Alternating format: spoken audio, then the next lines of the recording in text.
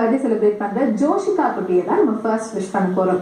ஜோஷிகாவை wish பண்ணியிருக்கிறது அப்பா கணேஷ், அம்மா கீதா, தாத்தா ராஜேந்திரன், பாட்டி குமுதா, லக்ஷ்மி, மாமா மாமிகள், சித்தப்பா சித்தி, அத்தை, ஃபேமிலி அண்ட் ஃப்ரெண்ட்ஸ். கியூட்டா ப்ளூ கலர் ஜோலி போட்டு ஸ்மைலிங் ஃபேஸோட நிக்கிற ஜோஷிகா குட்டிக்கு நம்ம எல்லா சார்பாவும் ஹாப்பியஸ்ட் பர்த்டே விஷஸ்.